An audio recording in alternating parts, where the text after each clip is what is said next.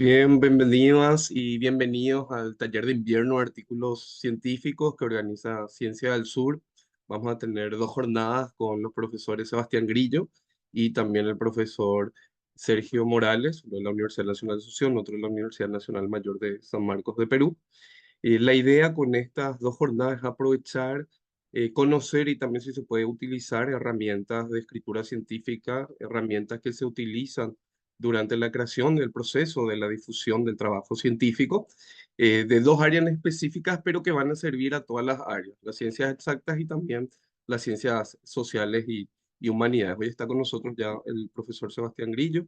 Él es licenciado en matemática pura y también máster en ciencias de la computación por la Universidad Nacional de Asunción y tiene un doctorado en ciencias de la computación por la Universidad Federal de Río de Janeiro, Brasil. Es investigador en física, matemática aplicada, perdón, computación teórica e inteligencia artificial y profesor de universidades paraguayas. Así que, profesor, adelante. Les recomendamos sí, a los participantes que valga la redundancia, puedan participar, que pregunten y consulten todo lo que quieran los profesores. Adelante, profesor Sebastián. Buenas noches. Asimismo, si tienen cualquier pregunta, el momento pueden levantar la mano. A veces no sé, el Zoom no te avisa, entonces cualquier cosa que Eduardo esté atento y me avisa si es que alguien pregunta algo, ¿no? Eh, entonces ahora comparto.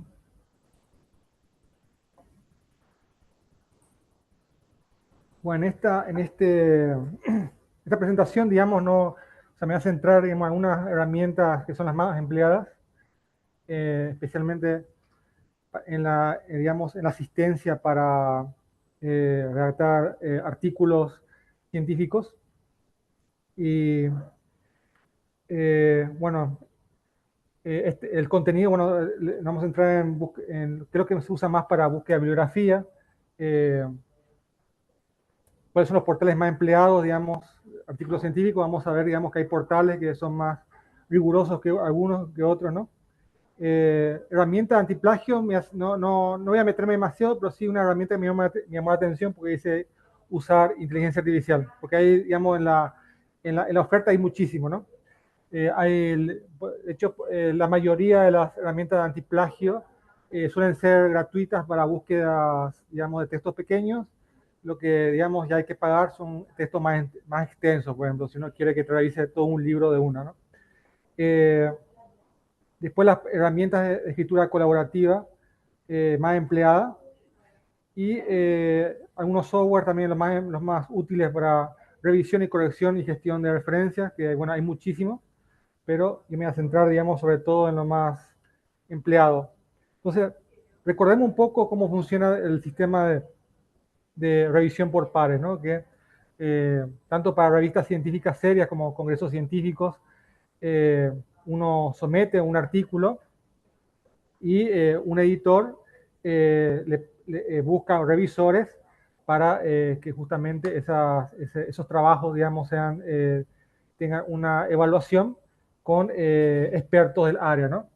Entonces, a nosotros nos interesa sobre todo justamente los artículos que han pasado por el sistema de revisión por pares, ¿no? Porque como vamos a ver, existen medios, digamos, que consideran depredadores, ¿no? Que eh, simplemente pagando publican cualquier cosa. Y esos medios pueden ser tanto revistas como congresos, ¿no?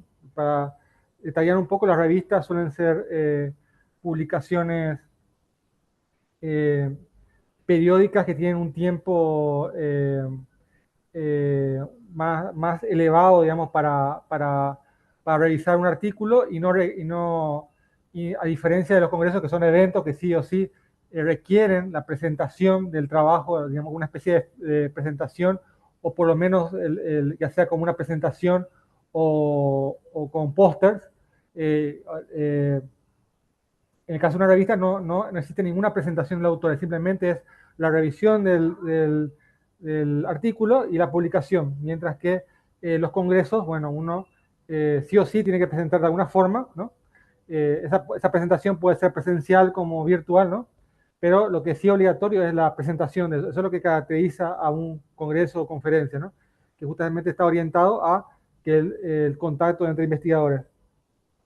Entonces, tanto en cuanto a revistas como congresos, existen revistas de congresos que son depredadores, ¿no? Que, ¿cómo definir lo que es depredador? Eso no es tan fácil, ¿no? Eh, en el sentido de que constantemente, o sea, la noción de depredador es fácil de definir. Lo difícil es evaluar cuando surge una nueva revista o un nuevo congreso, si es legítimo o no. Entonces, eh, generalmente, digamos, la forma que tratamos de, la forma más sencilla es justamente centrarnos, usar las herramientas de búsqueda bibliográfica, verificar en qué medio, con qué editorial o medio se ha publicado. Entonces, si es muy nuevo, entonces eso nos indica, es un buen indicador si es serio o no, ¿no? Esto, digamos, diferenciar si es depredador es más complicado cuando es una editorial poco conocida, ¿no? Porque que sea poco conocido de nuevo no implica que sea necesariamente depredador, ¿no?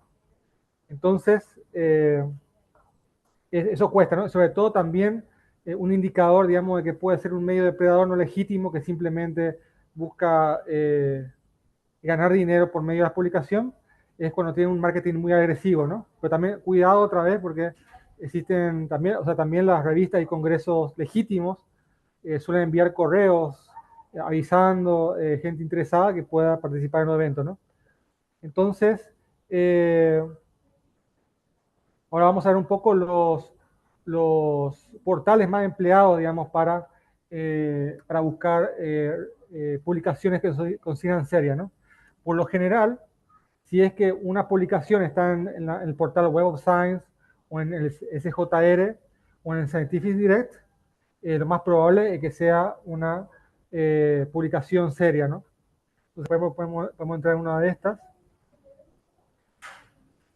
Este es el portal de Web of Science, ¿no? Que este se limita solamente a las publicaciones de journal, de revistas científicas, ¿no? Entonces, uno puede, digamos, hacer una búsqueda, o sea, de paso, no solamente uno verifica, o sea, uno tiene cierta garantía si es que la publicación tiene cierta legitimidad, también uno puede, digamos, filtrar por ejemplo, si es Open Access. Open Access es también algo que vale la pena aclarar, es que no todas las revistas se pueden acceder de forma gratuita. Muchas se tienen que pagar. Entonces, aquellas que sí se puede acceder de forma gratuita se le llaman Open Access, ¿no? Entonces, bueno, esto te permite filtrar por las categorías, por las áreas, por los campos, ¿no? Que son bastante específicos, ¿no? De la química, podemos ver ciencia de la computación, inclusive danza podemos encontrar, o sea, muy específico, digamos, la clasificación de este portal, en el sentido muy útil, ¿no? También se puede filtrar por países, por lenguaje, aunque por lo general también otro indicador de seriedad que es cada vez más importante es el tema del inglés. El inglés es cada vez un mayor indicador, digamos, de que el peso o la importancia de la revista, ¿no? Algo que a veces disgusta, especialmente a la gente que todavía tiene más importancia el español, ¿no? Pero nosotros estamos un taller que está orientado en exactas, y en exactas el inglés ya ha dominado prácticamente todo, ¿no? Porque, bueno, la ciencia tiene que ser universal, entonces, si uno publica en español, o sea, en cualquier idioma muy regional, que se puede considerar regional, entonces no termina no teniendo visualización en otras regiones del mundo, ¿no? Entonces, las revistas que publican en un idioma que no sea en inglés terminan perdiendo visibilidad e impacto, ¿no? Entonces, un indicador de impacto de las revistas y publicaciones es que estén en inglés, ¿no? También uno puede ver las distintas frecuencias, ¿no? Puede clasificar, hay anuales, cada 2 meses, inclusive por generalmente, o sea, por lo general suelen ser regulares, ¿no? Aunque puede haber algunas excepciones, ¿no? Hay semanal, etcétera, ¿no? Dependiendo del área. Eh, entonces, bueno, esta es una herramienta bastante buena para filtrar. Web of Science es un índice muy prestigioso dentro, digamos, de la ciencia en general, pero no necesariamente abarca todo lo bueno, ¿no? puede haber también ciertos campos, ciertos medios que son relativamente buenos, pero son recientes que todavía no aparecen en Web of Science, ¿no? Entonces, muchas veces, digamos, las agencias que evalúan el impacto de que exigen, digamos, que los proyectos, por ejemplo, den publicaciones con impacto suficiente, no solamente se fijan en Web of Science, también pueden fijar en otros indicadores muy importantes como son el SJR, ¿no? Que suele mostrar SJR es para revistas y eventos, que es bastante completo también, eh, que muestra, digamos, las publicaciones que aparecen en un buscador llamado Scopus, ¿no? Que es también muy empleado. Nada más que Scopus, hay que tener, no es tan fácil acceder a Scopus, por ejemplo, para la gente que está en Paraguay, nosotros accedíamos a Scopus por medio de SICO. Y por un momento ese servicio se paró, entonces no voy a mostrar nada de SICO, porque yo tampoco estoy teniendo acceso a SICO, ¿no? Entonces, bueno, este es SJR que también es muy útil porque también tiene un indicador que es muy empleado. No sé si cuánta gente aquí está involucrada con proyectos con ASI de Paraguay, por ejemplo, donde los proyectos, inclusive las categorizaciones de investigadores, están empezando a pedir cierta importancia en cuanto al Q1, a los cuartiles, ¿no? ¿Qué son los cuartiles, no? Entonces vamos a entrar un poco en lo que son el ranking de revistas, ¿no? Entonces aquí, por ejemplo, tenemos todo mezclado, todas las revistas de todas las áreas. Supuestamente la revista del cáncer, según los indicadores del CJR, es lo que más impacta a nivel científico mundial, ¿no? Nada más que uno puede ser crítico, ¿no? Con esto, porque aquí ahí estamos mezclando uvas con peras, con manzanas, con cualquier tipo de alimento, ¿no? Porque no tiene sentido comparar una revista de cáncer con una revista de machine learning, por ejemplo, ¿no? Pero igual nos da un indicador, digamos, de qué tanto esas áreas están impactando a nivel mundial, ¿no? Porque el cáncer, bueno, para la medicina es uno de los problemas más relevantes científicamente, y ahora mismo en tecnología lo que es inteligencia artificial está explotando todo, y no solamente dentro de lo que es tecnología, inclusive está invadiendo otras áreas, ¿no? Entonces es interesante, por ejemplo, que una revista de inteligencia artificial ahora pasó a ser la segunda en cuanto a impacto, ¿no? Muestra más o menos cuál es el interés mundial respecto a estas Sebastián. áreas, ¿sí? ¿Y no se está viendo tu pantalla o estamos viendo solo la presentación? Ah, ahora Ah, sí, ahora sí. disculpen, ¿no? Bueno, entonces está hablando aquí del Journal del Cáncer, ¿no? Y este era uno de Machine Learning, ¿no? Es importante también, a veces cuando paso de pantalla en pantalla puede ser que se me pase eso. Bueno, entonces aquí vemos que está todo, como estaba comentando, este es el portal SJR, eh, cuyo link está en las presentaciones que después le vamos a compartir, que bueno, uno tiene una idea más o menos de cuáles son las subáreas que tienen más impacto, ¿no? Entonces, digamos, que la publicación esté en cualquiera estas revistas o medios, y es un indicador de cierta legitimidad, digamos, ¿no? Aunque también ha pasado, inclusive en las revistas más prestigiosas, que se descubrió algún tipo, digamos, de problema en cuanto a problemas éticos, en cuanto a la publicación del artículo, ¿no? Ha pasado, ¿no? Gente que dice yo curé tal cáncer y mintió, ¿no? Eso ha pasado, se ha retirado de esas publicaciones, y bueno, eso nos muestra, digamos, que inclusive los medios más prestigiosos pueden ser, digamos, contaminados con artículos eh, con problemas metodológicos, inclusive éticos, ¿no? Pero lo que sí es consensuado, generalmente, o sea, consensuado en el 99,99% de la comunidad científica, es que cualquiera de estos medios que aparecen en CJR son medios legítimos, ¿no? Especialmente mientras mayor sea el cuartil. Entonces, ¿qué es esto del cuartil? Bueno, repito también que una revista no aparezca en el ranking SJR no implica que sea que sea predadora o falsa, etcétera, ¿no?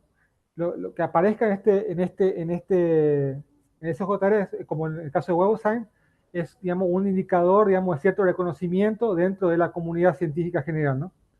Por ejemplo, hay muchas revistas, o sea, las revistas paraguayas, creo que no hay ninguna revista paraguaya vamos a buscar un poco. Esa es una buena pregunta también que no sé si se habrán hecho ustedes mismos, ¿qué revistas paraguayas, por ejemplo, aparecen aquí, ¿no? Y no aparece ninguna, bueno, parece que aparece una ahora. Hasta hace poco no había ninguna. Ahora tenemos una revista que es Medicina Clínica y Social que por fin tiene el honor de aparecer por lo menos este año a partir disculpen, el año pasado en el SJR. Antiguamente no había ninguna revista paraguaya. Es bueno que se estén esforzando en mejorar, ¿no? Por lo Profe, menos la gente de medicina, ¿sí? Adelante. ahí justamente para contarles nomás dónde aparece Q4, ¿verdad? El cuartil cuarto. ¿Puedo explicar un poco eso? ¿Por qué esta revista está en ese cuartil? Porque los otros que veamos estaban en el cuartil 1. Sí, hacia ahí justamente iba a ir. Las revistas de todas las áreas, de hecho, podemos limitar un área, ¿no? Porque este tema del cuartil se hace por área, ¿no? Por campo, ¿no? Entonces vamos a volver un poco, vamos a quitar un poco esto de Paraguay y vamos a ver cuando tenemos áreas, ¿no?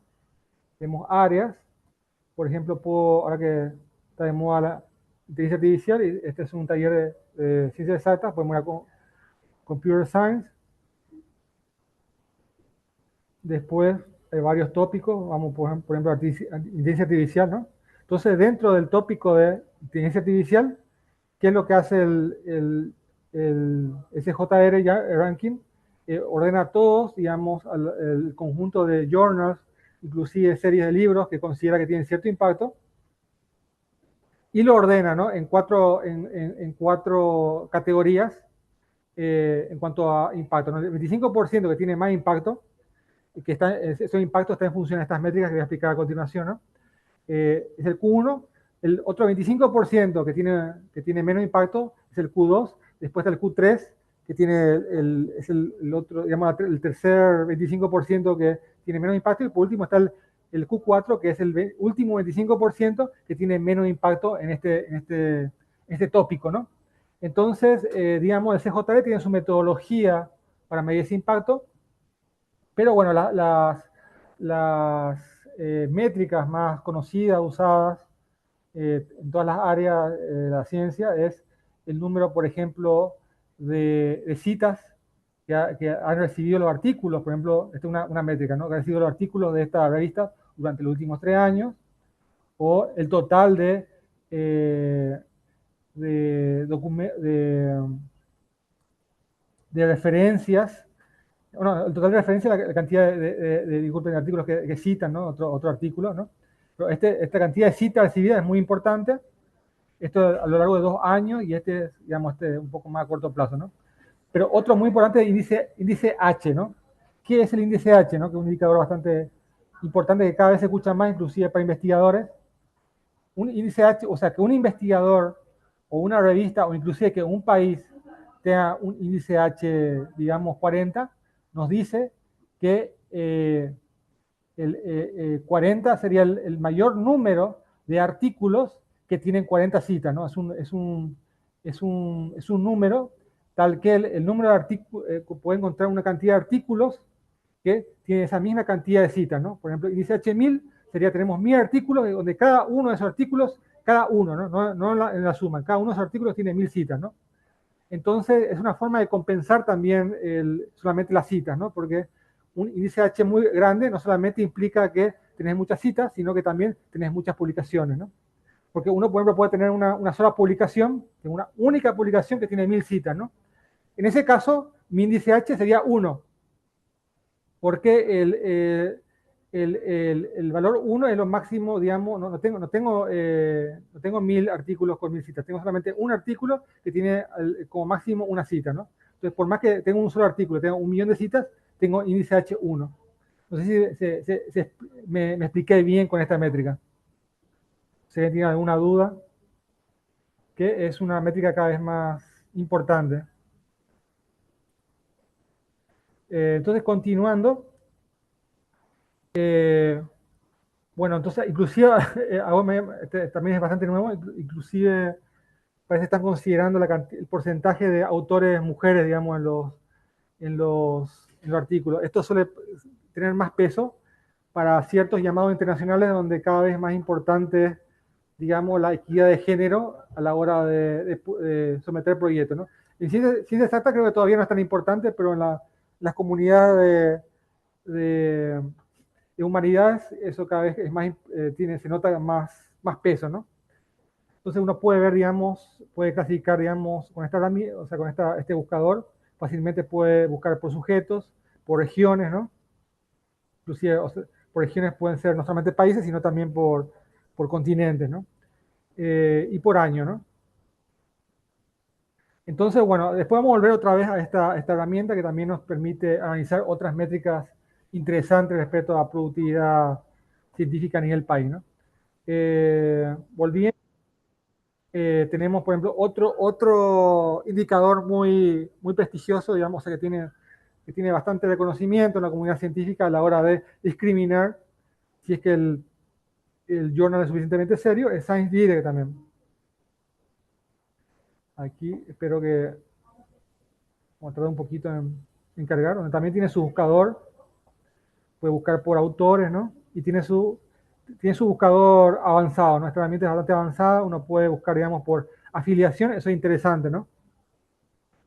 Por ejemplo, esto es bastante útil si uno también quiere tratar, digamos, de ver el impacto, digamos, o sea, una de las herramientas que más eh, para esto, pero no disponemos es Scopus, ¿no? Pero Science Direct sí es libre, por lo menos a la hora de buscar, y podríamos tratar, digamos, de encontrar, digamos, vamos a ver si encontramos la Universidad Nacional de Asunción, la universidad más prestigiosa de Paraguay, para aquellos que no sean de Paraguay.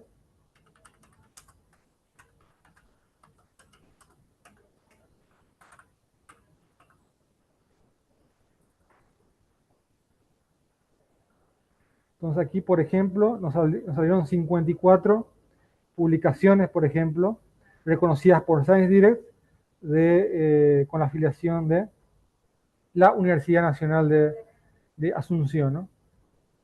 Entonces también esta herramienta es bastante útil, digamos, si uno quiere evaluar, por ejemplo, los impactos, o sea, el impacto de una, de una institución en cuanto a publicaciones de cierto nivel. Pues la UNA estoy seguro que publica mucho más que 54, ¿no? Pero 54 publicaciones son aquellas que son realmente reconocidas por Science Direct, digamos, para muchas otras áreas. Eh, eh, digamos, si la gente de medicina suele publicar mucho más en medios nacionales que la gente de ciencias exactas, por ejemplo, ¿no? Entonces, Profe, ¿y qué pasa en ese sentido? ¿Es igual de importante esa publicación o se lee menos, por ejemplo, en el caso de que publiques en una revista en español?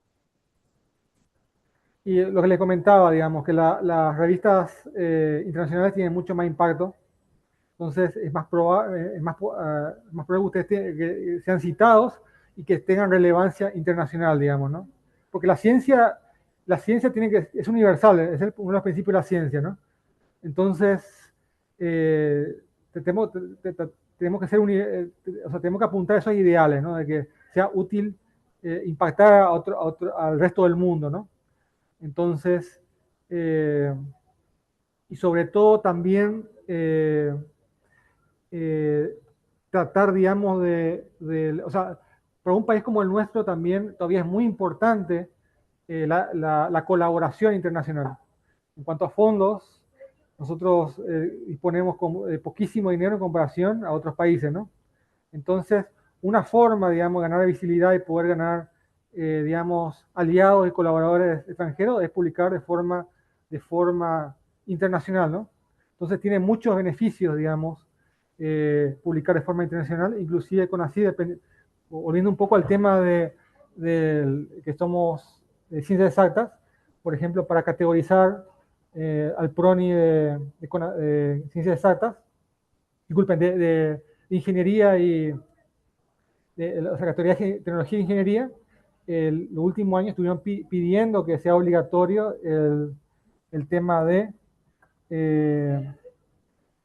que sea obligatorio el tema de que se publique en medios de Scopus, ¿no? No está, dependiendo del área, los ciencias naturales y medicina todavía pueden publicar en medios nacionales y les reconocen, ¿no? A los de ciencias exactas últimamente no. Ahora el PRONI ya desapareció. Ahora somos el CISNI, ¿no? Para aquellos que están categorizados o interesados en categorizar. Entonces vamos a ver cómo cambian las reglas, ¿no? En cuanto, bueno, entonces, bueno, uno también puede filtrar en cuanto a español. Acá se nota, por ejemplo, digamos que por lo menos hay dos medios en español que son reconocidos. Vamos a ver cuáles son, para tener una idea. El Acta Otorrinolaringológica Española. España tiene todavía, a pesar que se publica en español, su investigación es relevante, entonces todavía llega a ser reconocido por Science Direct, ¿no? Y acá tenemos también una revista mexicana, ¿no? Que es un país grande, entonces al ser un país grande es más probable que sus medios sean reconocidos por Science Direct, ¿no? Entonces, volviendo, digamos que de vuelta, no todos los medios relevantes sí o sí entran en estos tres portales, pero sí la gran mayoría, ¿no? Sin dar un número, capaz, o sea, un ojímetro puede ser el 99%, ¿no? Entonces, son muy buenos indicadores, digamos, si un medio está en estos tres, digamos, índices, es una buena señal, ¿no? Pero después tenemos, digamos, lo gris, ¿no? Que bueno, constantemente, digamos, se hacen compendios de listas negras, ¿no? De medios sospechosos que pueden ser, digamos, journals potencialmente predadores, ¿no? Ni siquiera dice predadores, potencialmente predadores, ¿no? Porque es algo bastante gris, ¿no? Entonces podemos ver una lista bastante gigantesca, ¿no? Enorme. Porque lastimosamente publicar se ha convertido en un negocio, ¿no? En muchos, digamos, para mucha gente, ¿no? Entonces eso se nota.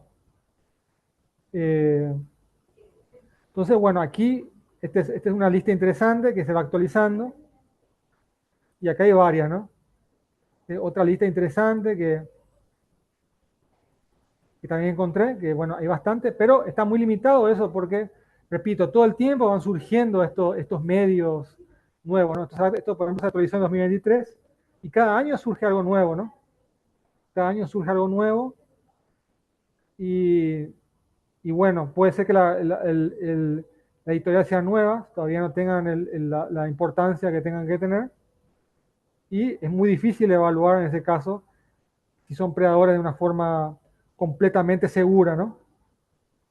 Entonces acá algo también que, repito, no solamente las revistas pueden ser predadoras, también los journals son depredadores porque, disculpa, los congresos, ¿no? Porque los congresos cada vez cobran más caro para publicar, ¿no? O sea, para presentar tu trabajo, ¿no?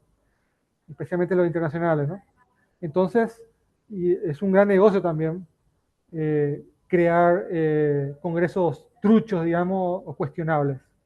Entonces, bueno, acá está ahí le dejo estas listas que ustedes pueden, digamos, consultar, ¿no? Si encuentran algún medio sospechoso, pero que tampoco, que no aparezca ahí, ¿no? Repito, no es garantía que no sea predador, ¿no? Estos son banderas rojas, ¿no? Es una señal de alerta, ¿no? Después, bueno, volvemos al tema de la importancia del inglés, ¿no? Que no es nada fácil. Y algo, digamos, que aprendí de viejo es que no el inglés americano y el europeo tienen grandes diferencias, inclusive ortográficas, no solamente en la pronunciación y en los términos, sino inclusive en la ortografía. Entonces, ciertas palabras se escriben con Z, otras con S. Eso aprendí de viejo. Entonces, mis herramientas favoritas, digamos, Una que se llama Grammarly, ¿no? Que vamos a entrar aquí. Que suele hacer recomendaciones gramaticales, ¿no?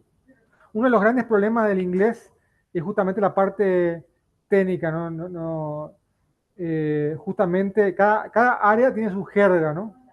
Inclusive acá, digamos, estamos llamando a este taller de ciencia exacta, pero ciencia exacta es un mosaico de campo y subcampo, ¿no?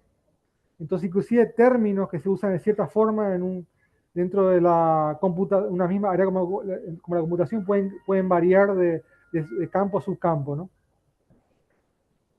Por ejemplo, especialmente también en áreas que son multidisciplinarias, ¿no? Entonces aquí, por ejemplo, estaba probando aquí, por ejemplo, un texto al cual yo estaba verificando, ¿no?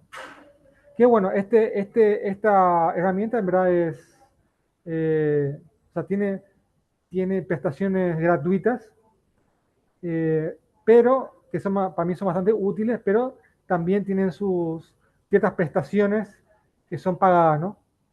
Que eso considera premium, ¿no?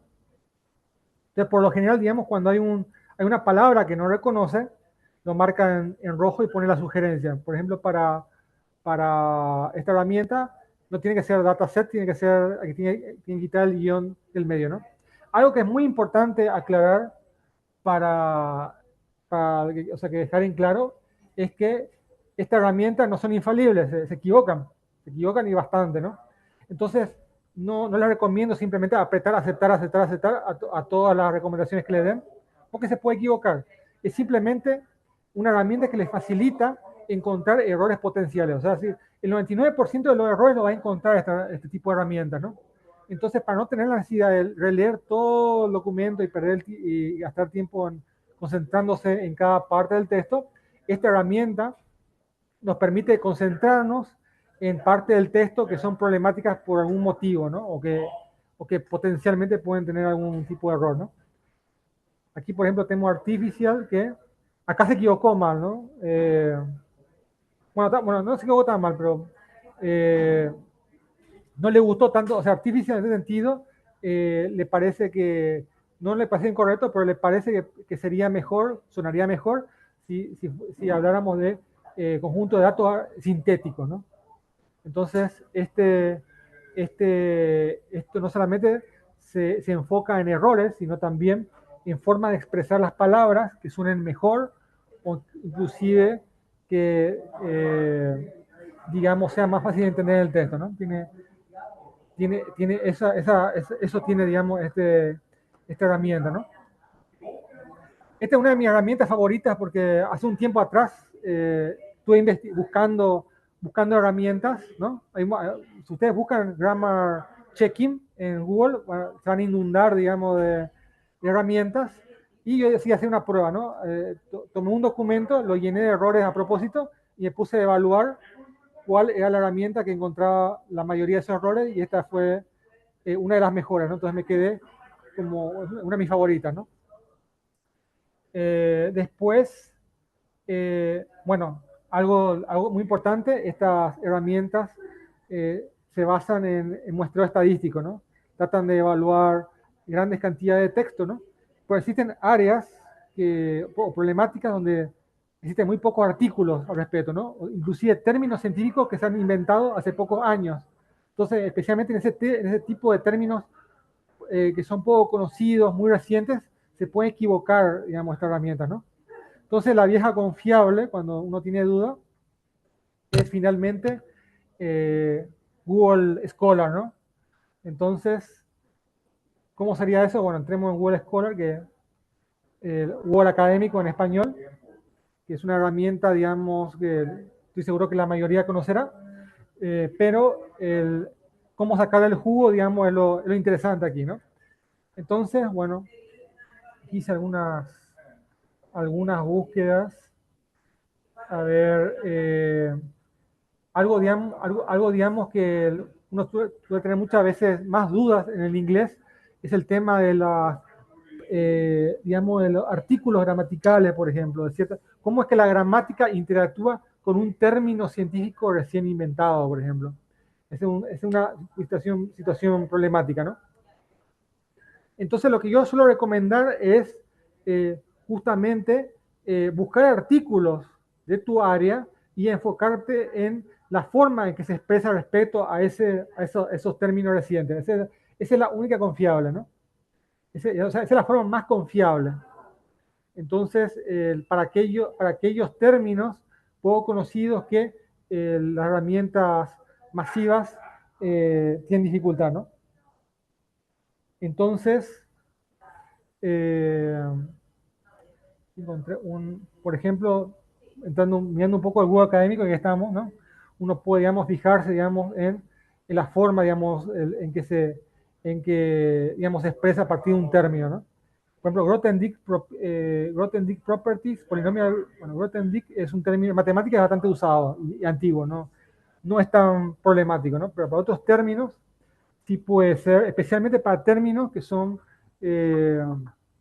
multidisciplinarios, ¿no? Por ejemplo, el tema genético, ¿no? Genético en biología es muy conocido, ¿no? Pero también se usa, por ejemplo, en computación el término de algoritmo genético, ¿no? Entonces, el contexto puede variar de texto en texto, o sea, digamos, de artículo en artículo, área en área, entonces hay que tener mucho cuidado, ¿no? Que un término tal sea usado de tal forma en medicina no garantiza que tenga que usar esa forma en ciencia exacta, ¿no? Por más que coincida la palabra y todo, ¿no? Entonces, repito, la mejor forma es buscar artículos del área, ¿no? Respecto también a Profe, Word, ¿sí? yo no sé Adelante. en qué pantalla estamos viendo, profe. Se quedó en el inglés en la literatura científica. Bueno, aquí estoy Ahí, compartiendo ahora, entonces el Google Scholar, ¿no? Entonces aquí lo que estaba haciendo estaba aquí, ¿no? Que todo el mundo conoce, puse el buscador, este término aquí, y entré, ¿no? Entonces, Google Académico es el buscador más, digamos, más poderoso, digamos, con menos filtro. Te arroja lo que sea, básicamente, inclusive artículos de medios predadores, ¿no? O inclusive artículos que no han sido publicados o sea, reportes, ¿no? Reportes técnicos es cuando es un artículo, algo con formato de artículo que no ha sido publicado ni siquiera en un journal o en una revista o una conferencia, ¿no? Entonces hay que tener cuidado. Por eso es que yo no incluí Google Académico en la lista de filtros, ¿no? Porque Google Académico no tiene filtro, ¿no? Pero es muy útil especialmente para ver eh, eh, cómo es que los artículos, especialmente los de medios importantes, se expresan respecto a términos relevantes en la literatura, ¿no? Nada más que comentar eso, ¿no? Entonces, volviendo aquí,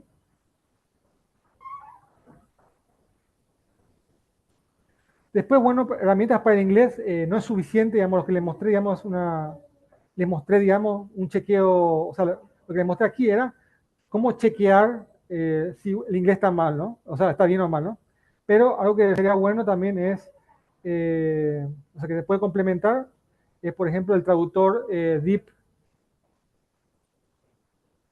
Este es un traductor muy interesante que entre los colegas es el favorito, inclusive nos da mejores resultados que el traductor de Google, ¿no?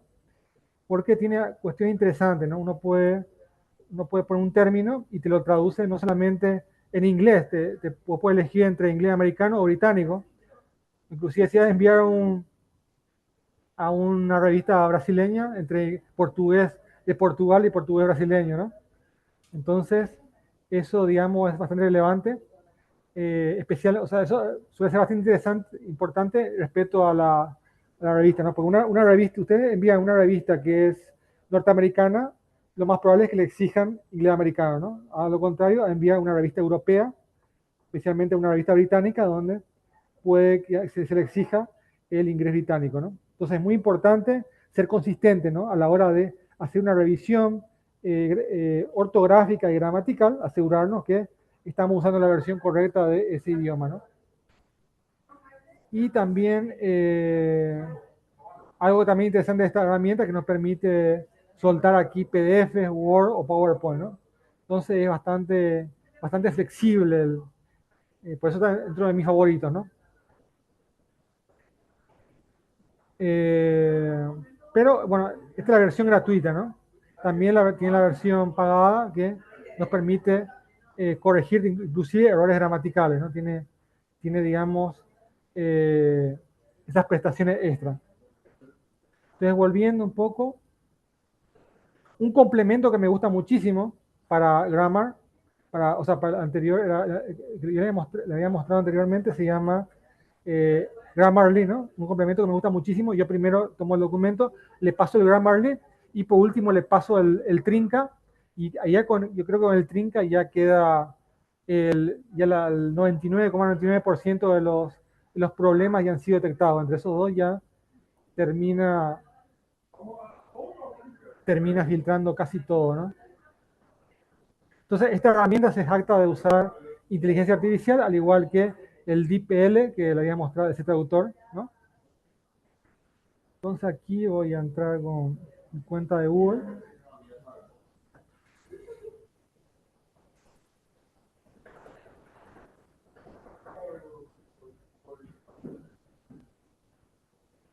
Entonces, aquí, por ejemplo, me muestra algunos documentos que estaba No, no chequeando. se está viendo, Sebastián. Ahora sí, ahora sí. Ha salido, me mandó otra. Bueno, a ver, siento un poco. O sea, yo entré aquí, elegí mi cuenta, entré. Bueno, aquí está, digamos, te permite guardar los archivos, ¿no? Entonces aquí, acá está traduciendo un comentario de un, de un artículo que estamos hablando sobre una declaración sobre, sobre soporte financiero, ¿no? Entonces aquí es bastante flexible, que nos permite elegir entre inglés, español, o sea, la versión, pero sobre todo inglés, ¿no? Entonces uno puede elegir, por ejemplo, eh, ciertos vallas, digamos, que son especialmente importantes para, repito, para la gente de áreas de humanidades, donde está el tema de género, raza, etcétera, ¿no? En el caso de exacta, por suerte nosotros nos expresamos igual en todos los ámbitos, no es tan importante, pero bueno, acá está el documento que uno puede elegir, ¿no? Está la categoría general, académica, que es lo que nos interesa a nosotros, que otra vez, digamos, nos puede hacer un chequeo de los formatos. Esto es particularmente interesante, ¿no? Formato APA, AMA, IEEE. A nosotros nos interesa lo que es IEEE, uno de los más usados en ingeniería, por ejemplo. Entonces, eso es bastante interesante.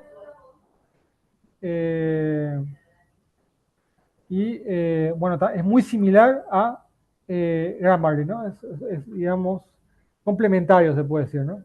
Pueden, y también, algo interesante, a diferencia de, o sea, también nos permite elegir el tipo de inglés que queremos, inglés americano o inglés británico, ¿no? Entonces, una vez que yo decido el tipo de inglés, o sea, lo que yo suelo hacer es, primero, antes que todo, antes de escribir bien el documento en español, después uso el DeepL para traducir el tipo de inglés que quiero, que puede ser americano o británico, y por último termino haciendo una revisión gramatical usando, digamos, eh, americano o británico. Generalmente, cuando uno usa DeepL, no se filtran ya tantos problemas gramaticales o ortográficos, ¿no? Pero sí también da sugerencias sobre cómo expresarse mejor, ¿no? Y también, eh, repito, todas estas herramientas son, inclusive los traductores, no son a prueba de errores.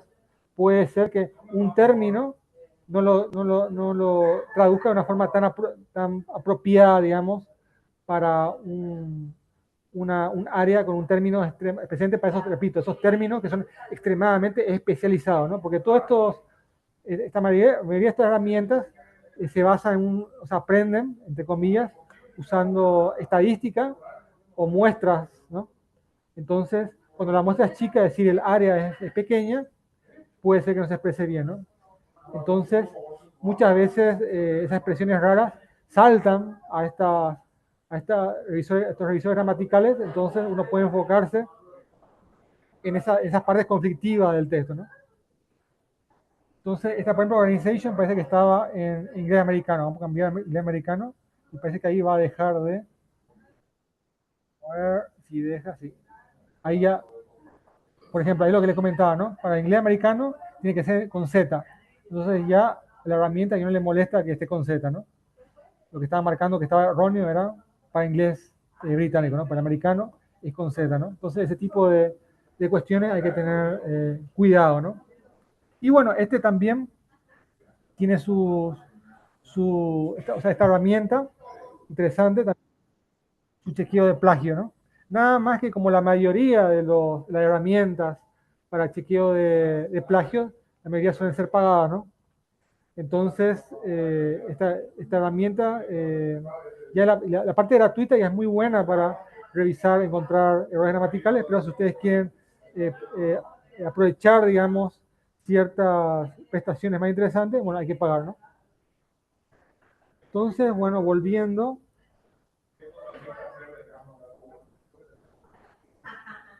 ahí les mostré mis herramientas de asistencia gramatical preferida. Entonces, volvemos un poco al Google Scholar, ¿no? Que es conocido por todos, pero tiene muchas prestaciones, ¿no? Vamos a volver un poco aquí. Entonces, por ejemplo, algo que usamos muchísimo es el tema de cómo citar, ¿no? Uno tiene que citar los artículos que usa, ¿no? Entonces, esta opción de cita es muy importante, digamos, es muy útil, digamos, una cuestión que más yo uso, digamos, de Google Scholar, ¿no? Uno puede elegir entre la citación formato APA, ISO o MLA, ¿no? Si uno quiere usar la cita textual, o si ustedes usan látex, no sé cuántos de ustedes usan látex, que es bastante importante para ciencias exactas, especialmente para matemáticas, física, ¿no? La gente de ingeniería todavía, ciertos campos de la ingeniería que todavía se rehusan a usar látex y se defienden con Word, por ejemplo, formato de Word o texto puro, pero para la gente que usa fórmulas a todo dar, digamos, está el formato Virtex, que es empleado para generar, digamos, citas de forma automática en látex, ¿no? Entonces, aquí te pasa automáticamente, digamos, el artículo codificado en Virtex para poder generar, digamos, esa cita, ¿no? Eso también uso muchísimo. Después, también algo muy útil, especialmente con o sea, la búsqueda bibliográfica, es, digamos, o sea, supongamos que me interesa este trabajo, ¿no? ¿Qué artículos, digamos, se relacionan con este artículo para poder hacer un estudio detallado del estado del arte, ¿no? Entonces, lo que más se usa, por ejemplo, es ver, bueno, tres cosas, ¿no? Lo primero es, bueno, a qué artículos cita este artículo en particular, por ejemplo, ¿no? Entonces, de qué artículos se sirve, básicamente, ¿no? Entonces, aquí estamos entrando en el documento, ¿no? Entonces, recordemos que como cualquier artículo, uno usa la lista de referencia, ¿no?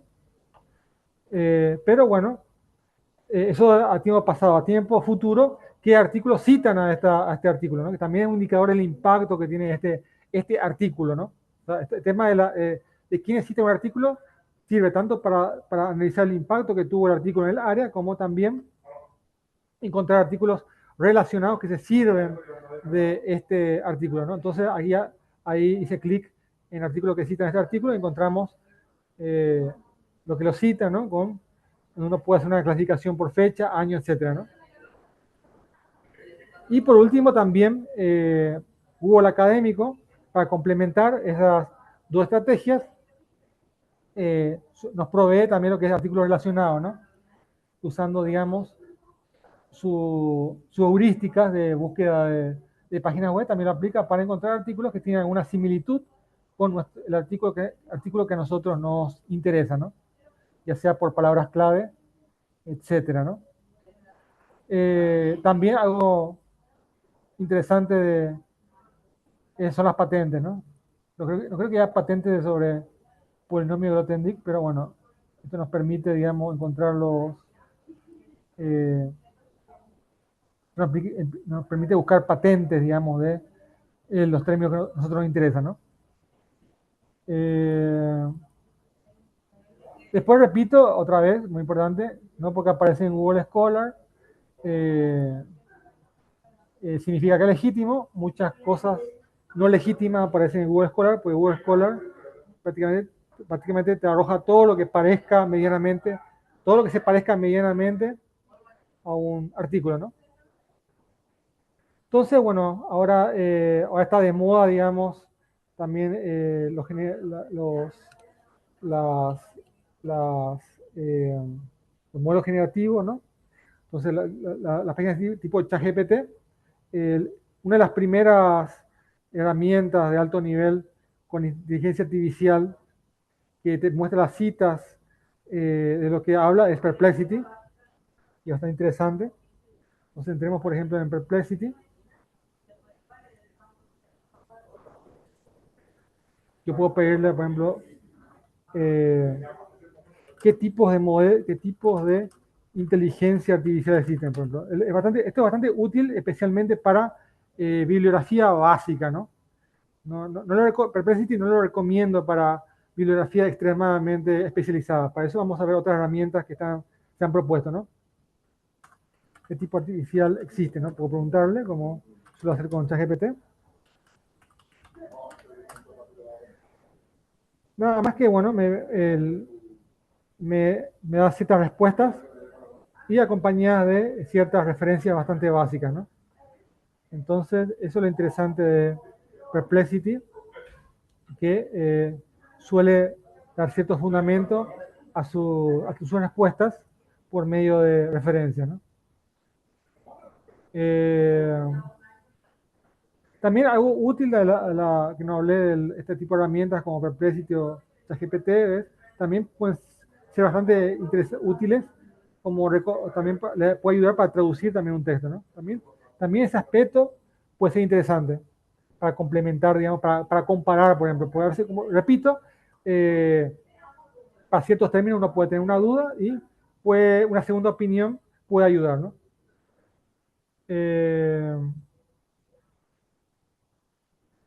Entonces, bueno, como les comenté, Perplexity es interesante para búsquedas bastante generales, no tan especializadas. Entonces, tenemos ciertos buscadores más especializados, por ejemplo, Consensus, una app que nos permite, digamos, hacer ciertas búsquedas más especializadas, ¿no? Que es uno puede hacer ciertas preguntas, eh, por ejemplo, esta es una pregunta muy conocida, o sea, muy polémica en la academia, o sea, en la economía, si es que las transferencias monetarias ayudan a reducir la pobreza, por pregunta. Entonces, uno, por ejemplo, hace la pregunta y lo interesante de esta herramienta es que nos arroja artículos, ¿no? Entonces, esto nos permite hacer, inclusive, nos resume esos artículos, ¿no? Eso es bastante interesante, especialmente o sea, es más fácil para ciertas áreas, o sea, para esa puede que sea más complicado, ¿no? Pero para ciertas áreas, otras áreas está bastante interesante esto de resumir artículos. Probemos un poco con algo que sea de ciencia exacta, ¿no? Profe, Entonces, por ejemplo, ¿sí? hay una Adelante. pregunta de Maribel en el chat que dice, habías mencionado que Google Académico presenta informaciones sin ser filtrado. En este caso, ¿cómo se podría identificar si el artículo o información al cual uno ingresa es un artículo depredador? O sea, en caso de que sea por Google Scholar, ¿no? Claro, por Google Scholar. Ok, vamos a retroceder un poquito entonces. Entonces, bueno, acá estamos en Google Scholar, ¿no? Algo interesante de Google Scholar, que bueno, había hablado de citas, ¿no? Uno hace clic en citas, te pone los nombres de los autores, te pone el título y te pone dónde se publicó. Glasgow Mathematical Journal. Es el nombre del artículo, ¿no? Entonces, ¿qué pueden hacer ustedes? Copien el nombre del medio, se van a cualquiera de los índices que le hablé, vamos a suponer, por ejemplo, no, este no era, este es de journal, vamos a buscar vamos a buscar el que estaba mostrando que era, vamos a retroceder un poco, pues CJR es más bien para legitimar medios, ¿no? Bueno, sí, está bien, justamente lo que acabo de copiar es un medio, disculpen, sí. Por ejemplo, ahí copié el medio donde se publicó y pueden poner el término. Glasgow Mathematical Journal, existe en el CJR y busquemos, y existe. Entonces, por lo menos para el CJR está esa revista está reconocida, ¿no? Yo puedo hacer lo mismo en cualquiera de los otros, digamos, de los otros índices populares que estamos hablando, ¿no? Está Web of Science, que pueden buscar Scientific Direct, ¿no? Entonces, eso es lo que recomiendo. Vean dónde se publicó el artículo y buscar si aparece en estos tres índices, o si no aparece también en la lista negra, ¿no? Si están muy seguros o sea, tiene bastante seguridad que está en la lista negra, bueno, pueden ir directo a las listas negras, ¿no? Entonces es muy importante que ustedes identifiquen esto, ¿no?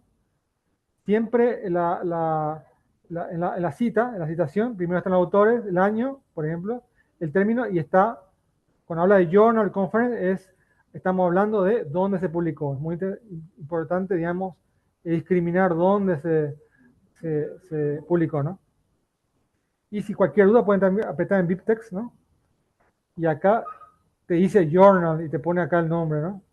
O si es conference, puede decir aquí conference y te dice te lo separa aquí, ¿no? Ya está todo tagueado, ¿no? Cada indicador del artículo, ¿no? Entonces, bueno, volviendo,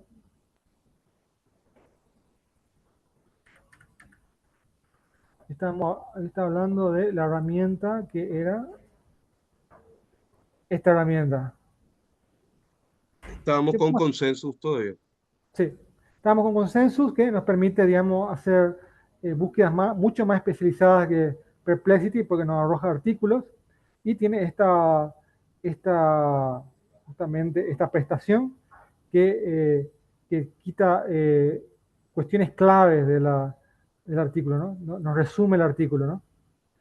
Para ciertas áreas es más fácil esto. Podemos probar que también le va con ciencia exacta, ¿no? Que es nuestro término interno. A ver,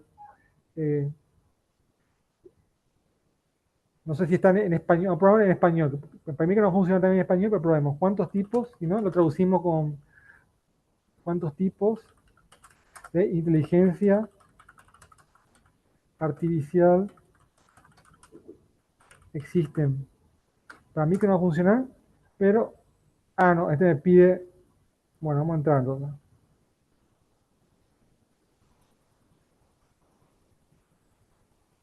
Para que me permita hacer la pregunta.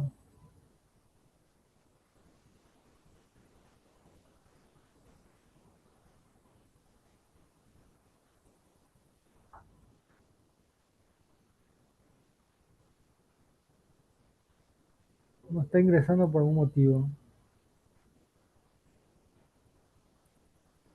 Ah,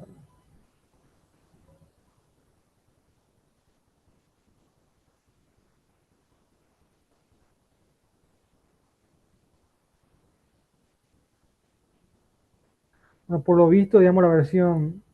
Todavía hay algunas cuestiones de depurar de esta aplicación. Pero con otra cuenta. Y no sé si es problema de navegador, ¿no? Pero bueno. Esta es digamos, una herramienta que es una de las pocas herramientas que se deja, digamos, hacer búsquedas especializadas, ¿no? Así pruebo otra forma. Voy a crear directamente mi cuenta, capaz. Eso puede ser el problema, a ver si crea.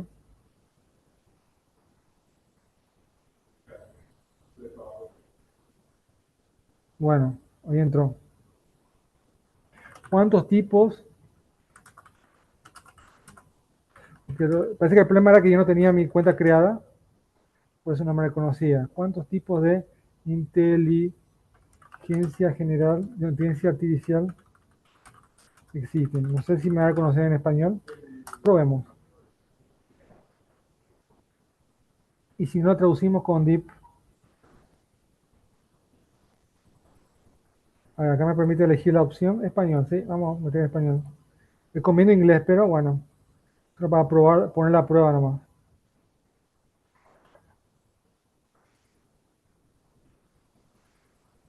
Ahí me sumariza algo. Bueno, me arroja este artículo como relevante para ese tipo de preguntas. O sea, la dinámica de esta herramienta es que yo hago una pregunta y en base a esa pregunta trata de machear con artículos que considera que son relevantes para responder esa pregunta, a diferencia de Google Scholar, que Google Scholar se maneja más bien por palabras clave, ¿no? Entonces, bueno, es una herramienta complementaria, ¿no? No es perfecta, pero es complementaria, puede ayudar. Después, también otra herramienta interesante que encontré es Research Rabbit, vamos a buscar, que nos permite visualizar, digamos, parece que ahora no está disponible. Algún problema. Bueno, por el momento no está disponible esta herramienta. Así dejé compartir.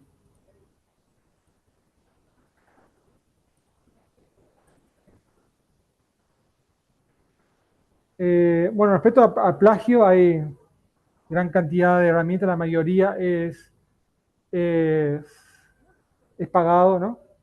Entonces, hay muchísimas herramientas que la mayoría, digamos, te permite hacer búsquedas pequeñas, ¿no?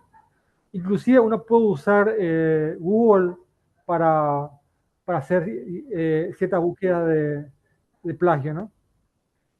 Una forma, por ejemplo, que hago bastante, o sea, en esta parte no me voy a meter demasiado, pues la gran cantidad de herramientas es brutal, pero una estrategia que a veces he usado, digamos, es tomar cierta frase y hacer la búsqueda. Cuando hacemos la búsqueda también, entre comillas, nos permite hacer la búsqueda textual. Entonces nos puede arrojar el artículo o el medio donde dice exactamente ese término, ¿no? Entonces, a ver cuántos tipos. Inteligencia artificial, ¿no? A ver si existe algún artículo que diga textualmente eso, ¿no? Entonces aquí, por ejemplo, me arroja dos artículos donde aparece exactamente esta búsqueda, ¿no? Que, digamos, entre comillas, es, digamos, un operador de búsqueda que nos da exactamente, no rompe la frase, sino nos da exactamente eso, que nos ayuda, digamos, a hacer pequeñas búsquedas manuales de, de evaluación de plagio, ¿no? Hasta ahora no encontré, hago esta mención porque todavía no encontré, digamos, una herramienta plenamente gratuita que haga revisión de grandes cantidades de texto que me satisfaga, ¿no? Entonces, solamente les comento eso, ¿no?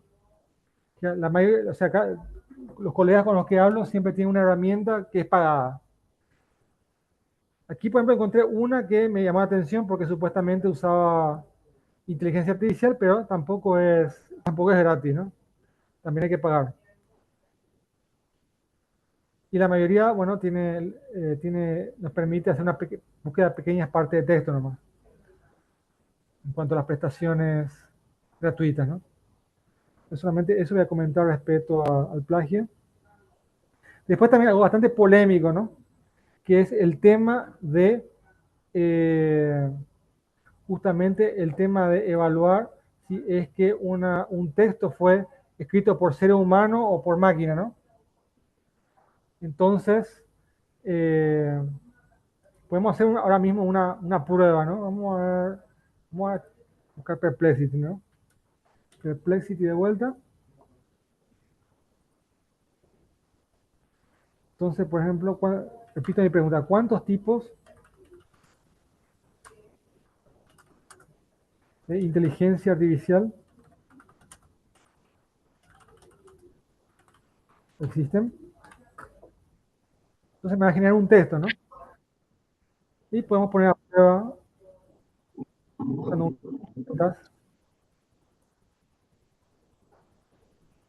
puedo copiar actualmente esta parte, ¿no?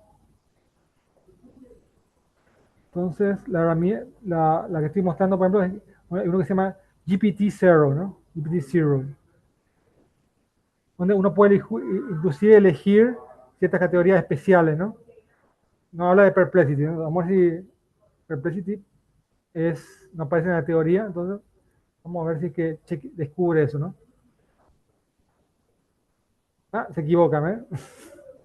Entonces hay que tener cuidado, porque en este caso, por ejemplo, esta herramienta en particular fue entrenada más bien para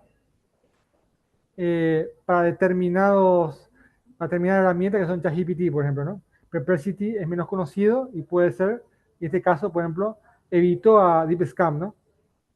Al DeepScam de GPT-0. Pero igual podemos probar otras, ¿no?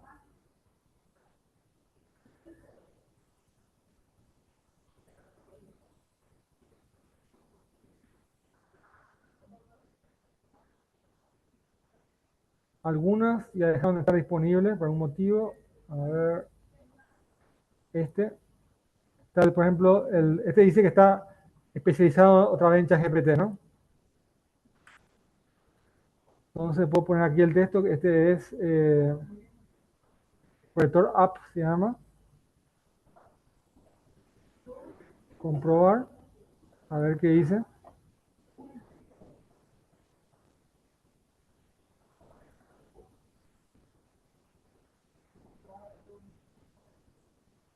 Estimación de texto generado por IA, este sí lo acertó, 100%.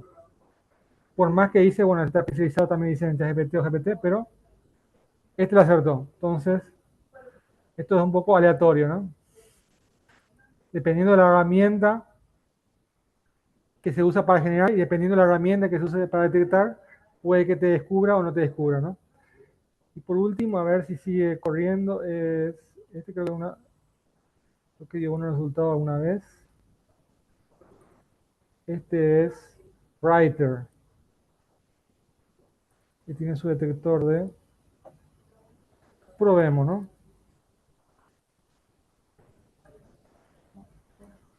Entonces analizamos el texto. Ah, este también le erró, ¿no?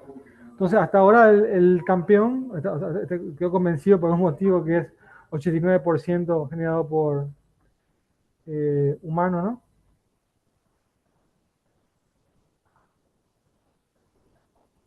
You should edit your test until there's less detectable. Ah, no.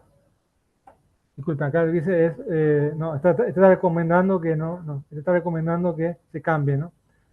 Bueno, el 89% de generación era aquí, ¿no? Entonces, bueno, este también es confiable, el Writer. Al menos para texto generado por Perplexity, ¿no? Y continuamente van surgiendo nuevas herramientas, ¿no? Entonces, no les digo que les recomiendo, digamos, o sea, les muestro no tanto por decir esta es la herramienta, sino para que tengan en cuenta que existen herramientas para detectar contenido de inteligencia artificial, que es cada vez más relevante, especialmente si ustedes son profesores, que cada vez más hay alumnos que toman este atajo. Entonces es bueno que continuamente ustedes vean, digamos, qué herramientas van saliendo, porque esto es más o menos una carrera de depredador-presa, ¿no? A medida que se mejoran los generadores, también se tienen que perfeccionar los detectores y así sucesivamente, ¿no?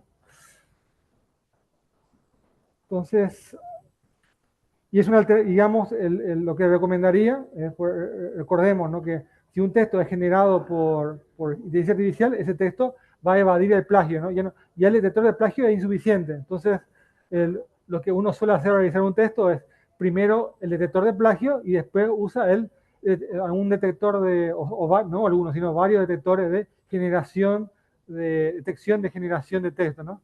Para estar seguro, ¿no? Más seguro de, nada más que, bueno, también otro problema polémico, digamos, con el tema de la generación de texto por IA, es que, bueno, la herramienta también se equivoca, no te da no tiene una forma, digamos, de darte la evidencia totalmente sin duda de que fue una copia a diferencia del plagio, ¿no? Porque el plagio te busca y te dice, bueno, el muchacho, la muchacha copió este contenido aquí, ¿no? Y sin citar como tenía que ser, ¿no? Pero en este caso es más fe, digamos, cuando la herramienta, el detector te dice que hubo plagio, esto es más bien una fe, digamos, que tenemos en esa misma herramienta, ¿no? No es tan contundente. Y después, bueno, está el tema de la estadística de ciencia nacional y mundial, ¿no? Yo le había comentado que Scopus, eh, lo que me interesaba bastante de Scopus es que presenta publicaciones por institución, pero el problema de Scopus, por más que tiene unas estadísticas muy buenas, es que no es de libre acceso. Entonces yo le había mostrado el portal Science Direct, que sí nos permite verificar publicaciones por institución, ¿no? Y vamos a fijarnos un poco en el CJR, ¿no? Pues el CJR no solamente, volviendo un poco al CJR, no solamente el CJR nos permite evaluar por revista, por medio también. Algo muy interesante que tiene es la evaluación por países, ¿no?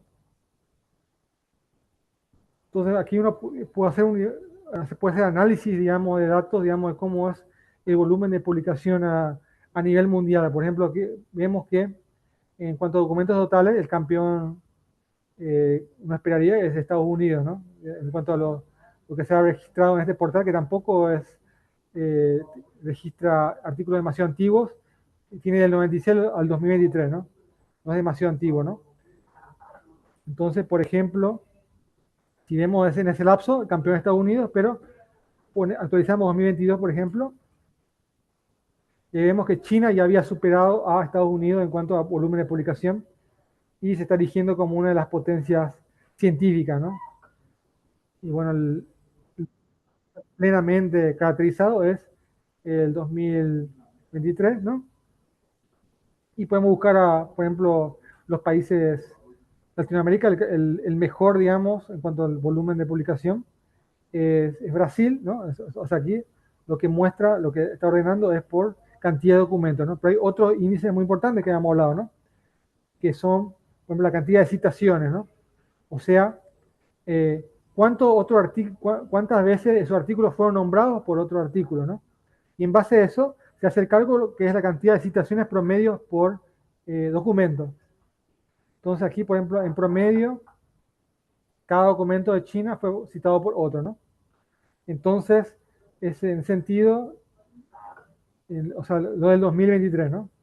Tiene una cita en promedio en relación a lo de Estados Unidos. Entonces, al menos este indicador, lo de China son ligeramente mejores, entre comillas, que Estados Unidos, porque algo muy importante que vamos a ver a continuación es que esto está tomando todos los artículos de toda la área y está mezclando todo, pera con naranja, con manzana, etcétera, ¿no?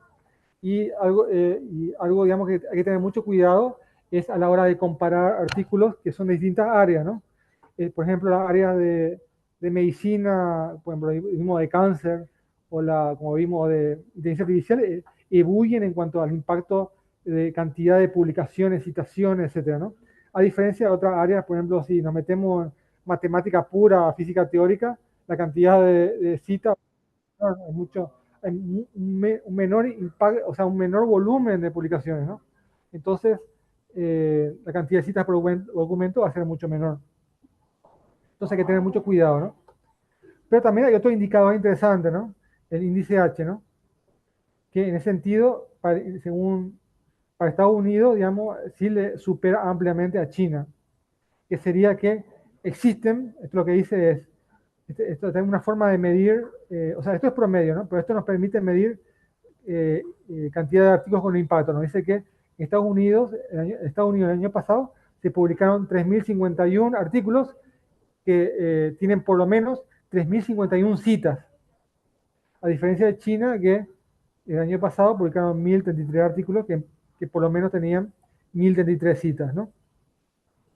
Entonces, este es un indicador de calidad o sea, de calidad junto a cantidad, ¿no?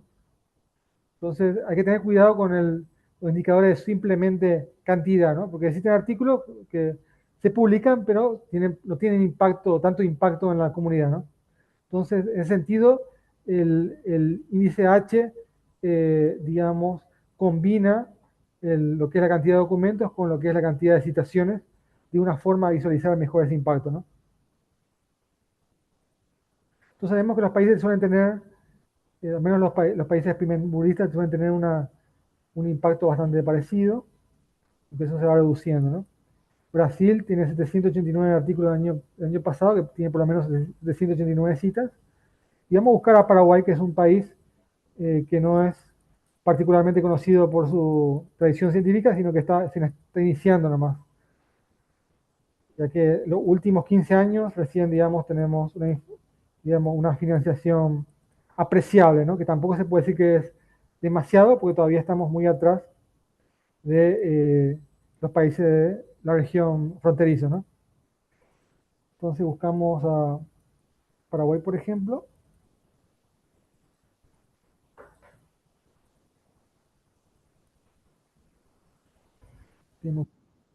Procediendo, vemos países africanos incluso. No sé si me pasé Bolivia. Ahí está Paraguay, ¿no? Entonces hay islitas que como Trinidad y Tobago que publican mucho más que Paraguay, así que queda pendiente. O sea, tuvimos muy buenos progresos en relación a, al pasado, pero existen países africanos, islitas que publican más que Paraguay, entonces tenemos que ponernos las pilas, ¿no? Entonces el año pasado hubo 115 artículos que tuvieron por lo menos 115 citas, ¿no? De Paraguay. Profe, ¿Sí? ahí mismo en esta tabla, ¿por qué, por ejemplo, Afganistán tiene 72 publicaciones, está más arriba de la tabla que Paraguay? Y después tenemos a la República Democrática del Congo también, que tiene menos artículos, pero está por encima. Sí, porque este está, o sea, uno puede elegir, esta tabla está ordenada particularmente por cantidad de documentos nomás. Nosotros podemos, digamos, ordenar, o sea, que solamente estamos viendo que Paraguay está detrás de los países, muchos países africanos, inclusive lista en cantidad. Podemos ver en calidad, ¿no? Que el índice H es un buen indicador de calidad con cantidad, ¿no? Claro. Entonces bajemos, por ejemplo, y podemos buscar a Paraguay, ¿no? Que creo que tampoco va a mejorar demasiado. Seguimos, a ver, seguimos bajando.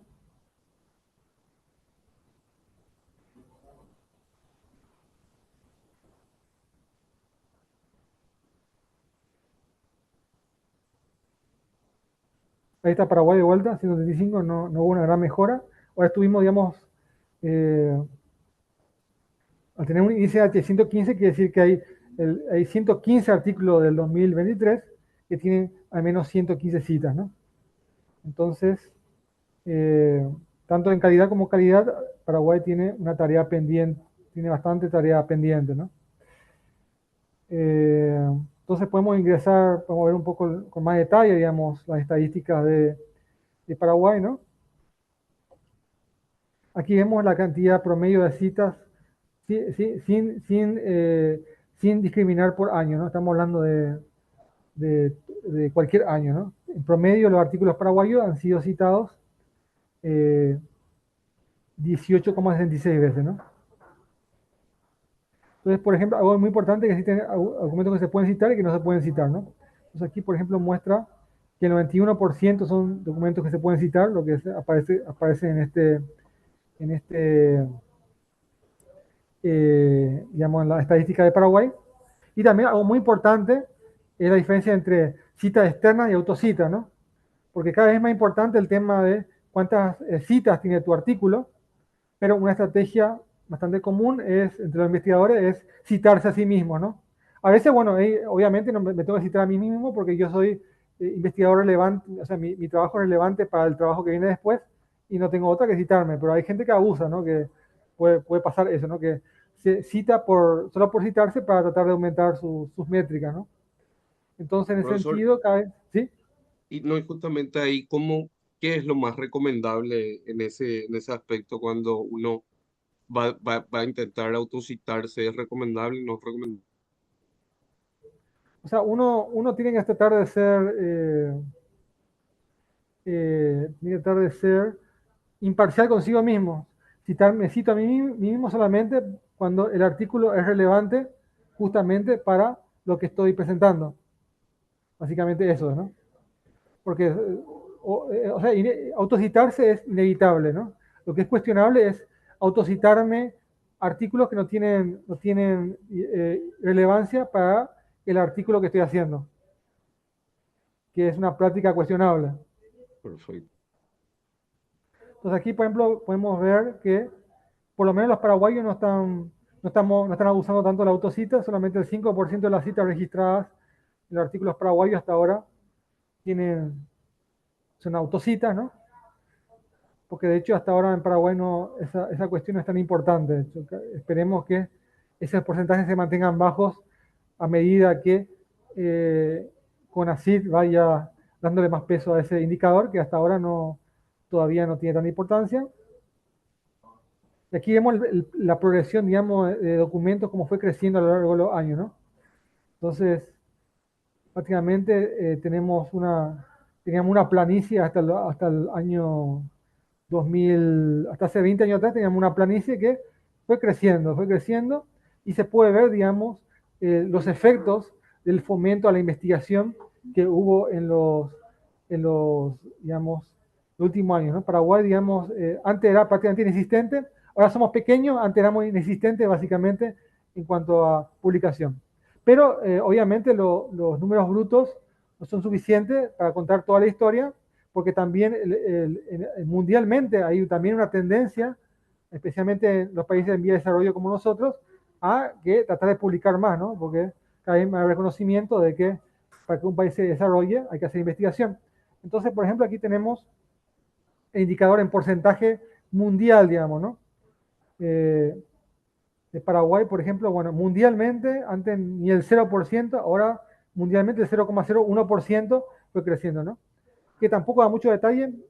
En cuanto a Iberoamérica, vemos que actualmente el 0,18% de las publicaciones iberoamericanas son de Paraguay y de América Latina alcanza al 0,31, ¿no? Entonces, este sí muestra un poco la historia más completa que simplemente los números crudos, ¿no? Vemos que se progresó, así que si alguien reclama de que las políticas científicas no produjeron ningún efecto, les pueden mostrar este gráfico, ¿no? Se progresó. Y lo importante es que estos indicadores no son en cuanto a cualquier publicación, ¿no? Porque algo que es muy cuestionable es que también se han multiplicado las revistas nacionales como hongos, muchas veces esas revistas sin un impacto real, pero este es el conteo de publicaciones que son consideradas relevantes para el CJR. Entonces, la cantidad de publicaciones relevantes con algún autor paraguayo sí han estado creciendo los últimos años, ¿no? Entonces, ese crecimiento se ha visto especialmente palpable los últimos 10 años, básicamente, ¿no? Donde vemos que a partir del 2014 ya comienza a despegar más allá de lo que fue el 98, que fue el último pico donde había más o menos investigación. Después de acá hay una hondonada del año 2000, ¿no? Bastante baja y después estamos empezando a escalar la montañita, que esperemos que alguna vez llegue a un 1% por lo menos, ¿no? Que es más o menos lo que recomiendan, porque algo que se critica, digamos, es que en Paraguay estamos invirtiendo una tercera parte de lo que se invierte en cuanto a investigación en relación a los países de la región, ¿no? Fronterizos, ¿no? Entonces, si se invierte el triple, esperemos que se mantenga la calidad, ¿no? Que se multiplique por 3 la calidad, aunque generalmente no es una regla de 3 esto, ¿no? Y aquí podemos desglosar, digamos, las áreas como el impacto, ¿no? Históricamente, la medicina ha sido, digamos, el área que más ha impactado en Paraguay. Inclusive en las épocas oscuras que apenas publicábamos, la medicina era una de las áreas, digamos, con las que más se defendía, ¿no? Y podemos resaltar que en los últimos años también ha habido cierto crecimiento interesante, aunque no con tanto número como la medicina, pero sí la ingeniería, otras áreas relevantes como la energía, por ejemplo, la ciencia de la computación, que es mi área, y la agricultura y biología, que también son muy importantes para Paraguay como país agroexportador, ¿no? Profe, ¿Sí? hay una pregunta de Iván que dice, ¿las revistas son todas digitales o también tienen ediciones impresas? Hay revistas impresas que no tienen edición digital? Hoy en día, me atrevo a decir que el 99,99% de las revistas relevantes son digitales y digamos que lo, lo impreso es entre comillas, ¿no? Porque ya nadie se va a buscar, o sea, antiguamente uno accedía a los artículos por medio de la biblioteca, ¿no? Que las bibliotecas estaban suscritas a revistas que recibían, digamos, o journals que recibían los artículos, y para acceder a eso uno lo hacía a través de formato físico, eso hace décadas, ¿no? Eso acabó. Ahora prácticamente nadie hace eso. Entonces, virtualmente son todas digitales, básicamente, las revistas, de modo a tener relevancia.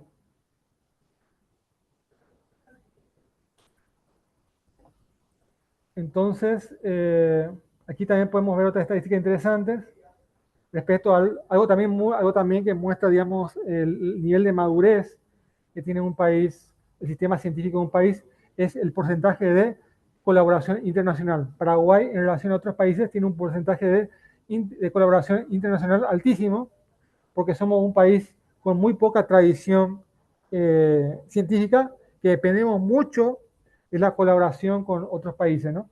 Inclusive era mucho peor en nuestros años oscuros de la investigación, casi el 90% era con colaboración, casi no había muy poca publicación, 100% de Paraguay. Eso al final se ha estabilizado más o menos hacia un 50%, ¿no? Disculpen, un 72%, ¿no? Nada más que, bueno, ese porcentaje es mucho más bajo en relación a países como Brasil o Estados Unidos.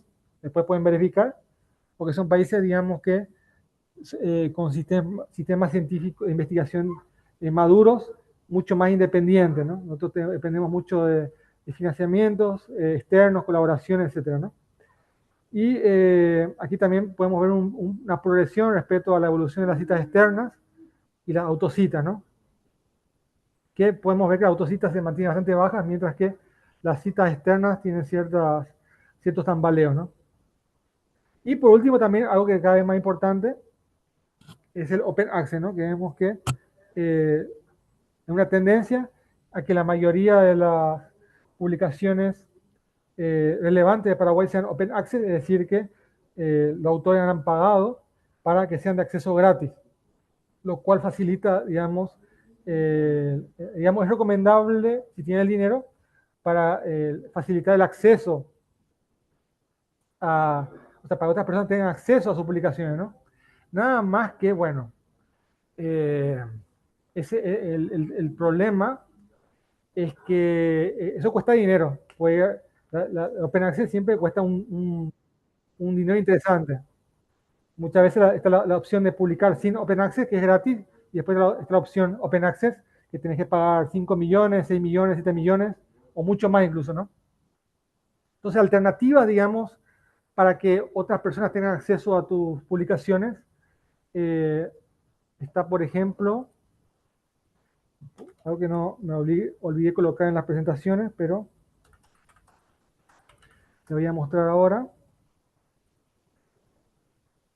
ResearchGate, por ejemplo, es como una red social para que investigadores hagan como contacto, ¿no? Digamos, uno crea su perfil tipo Facebook para investigadores, y uno, a medida que va publicando, uno puede subir lo que se llaman borradores de tu artículo, ¿no? Les recomiendo justamente que ustedes hagan su cuenta ResearchGate, y pueden ver, digamos, los perfiles de los autores. Algunos comparten sus publicaciones ahí, ¿no?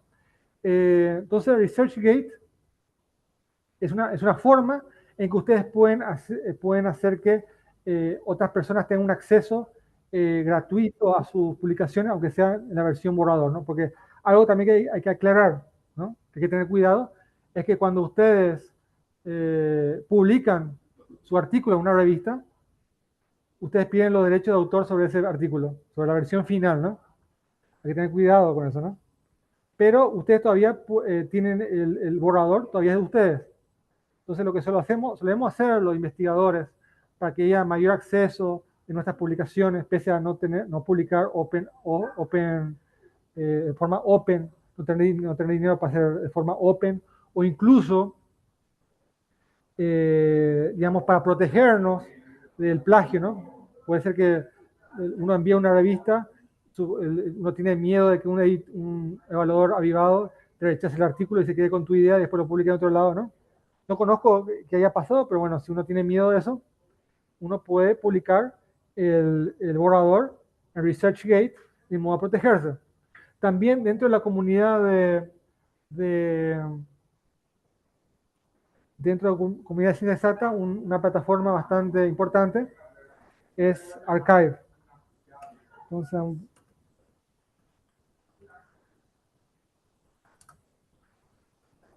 Archive es una plataforma que está alojada por la universidad creo que la Universidad de Stanford, me parece que es. No, de Cornell, disculpen, la Universidad de Cornell, Cornell. de Cornell, que es bastante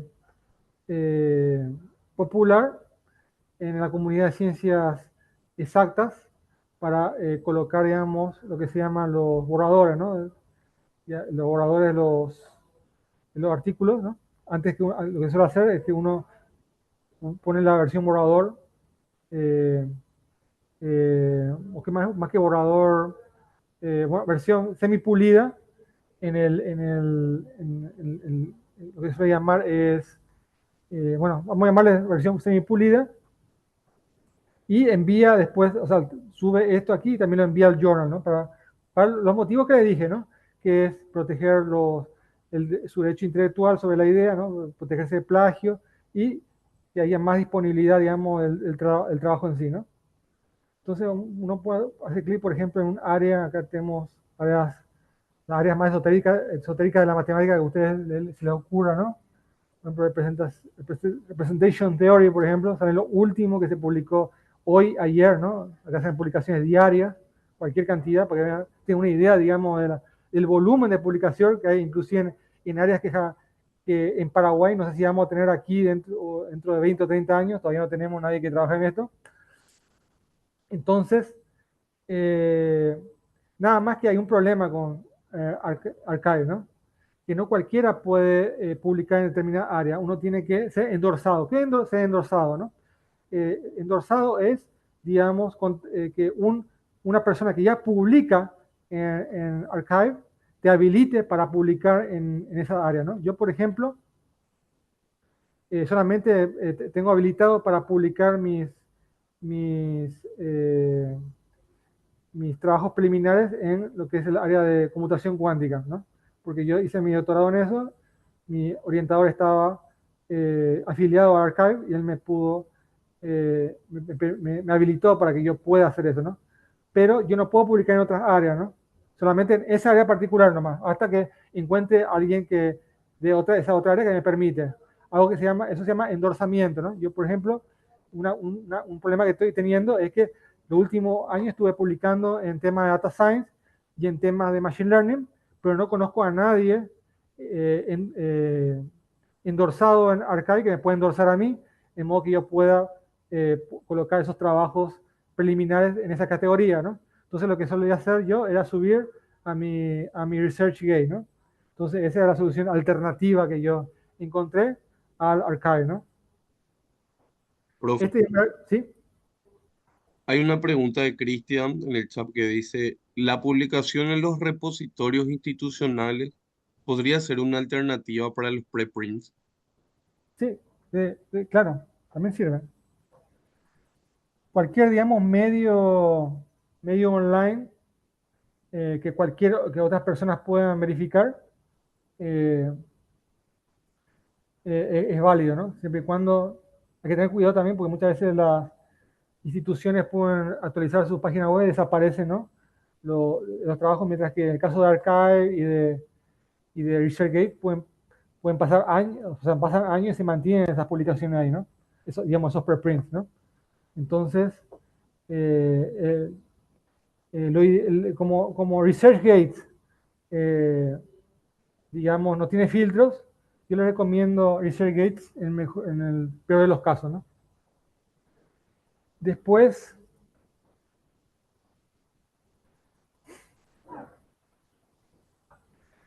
vamos a hablar un poco del tema de herramientas colaborativas. Todo el mundo conoce documentos Google. Vamos a ver un poco. Documentos Google no está tan especializado, digamos, en cuanto a el tema de, en cuanto al tema de, digamos, de hacer artículos científicos, pero bueno, se puede usar.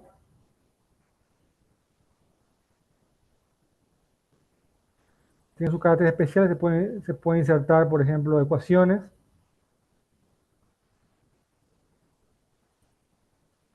Y bueno, es muy parecido a todo el mundo, no voy a meter demasiado, digamos, en esto, pero bueno, también te permite citar, tiene ciertas prestaciones básicas, ¿no? En cuanto a, añadir fuente de cita, ¿no? Por ejemplo, sitio web, por ejemplo, o citar manualmente, ahí puedo ir colocando las categorías, ¿no? Entonces me genera la cita, ¿no? Entonces, bueno, es una alternativa colaborativa, pues yo puedo escribir también, saben que puedo escribir cualquier cosa y mis colaboradores pueden comentar, ¿no? Entonces, bueno, esto es bastante conocido, no voy a meterme demasiado, pero les comento que les muestro nomás que tiene prestaciones básicas para hacer documentos citables, ¿no? Yo, como soy de ciencias exactas tirando a ciencias básicas y matemáticas, lo que más, digamos, me acostumbré es a usar LaTeX, ¿no? No sé cuántos de ustedes conocen LaTeX. LaTeX es un compilador de texto, ¿no? Es como un lenguaje de programación que básicamente, buscar un poco el overleaf, es básicamente un lenguaje de programación que eh, te permite compilar texto, ¿no? Entonces, hay una herramienta que se llama Overleaf. Bueno, voy a empezar a compartir mi Overleaf. Bueno, acá están mis proyectos. Aquí hay varios artículos. Estos son proyectos, digamos, de artículos donde estoy trabajando, colaborando con otros investigadores, inclusive me permite, digamos, verificar, o sea, las tesis de mi alumno, o el anteproyecto de mi alumno, a medida que van editando, eh, también ayuda para eso, no solamente para publicaciones, también permite, digamos, para ir controlando cómo tu alumno va progresando con su documento, si es que está trabajando con LaTeX, ¿no? Repito, LaTeX es un lenguaje que compila, eh, que compila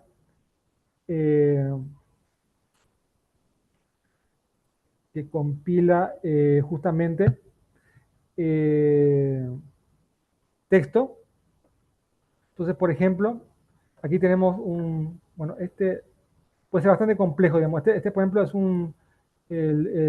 aquí tenemos una serie de archivos con el cual el Overleaf es la plataforma online que compila LaTeX, ¿no? Algo importante, el LaTeX yo puedo ejecutarlo con un programa en mi computadora o puedo hacerlo online. Yo prefiero hacerlo online con la herramienta Overleaf porque es mucho más fácil, digamos, compilar, digamos. A diferencia de la computadora, a veces uno se tiene que pelear con el programa, tiene que bajar archivos, porque o sea, el LaTeX está compuesto de un archivo text que puede tener otros subarchivos text, como aquí podemos ver.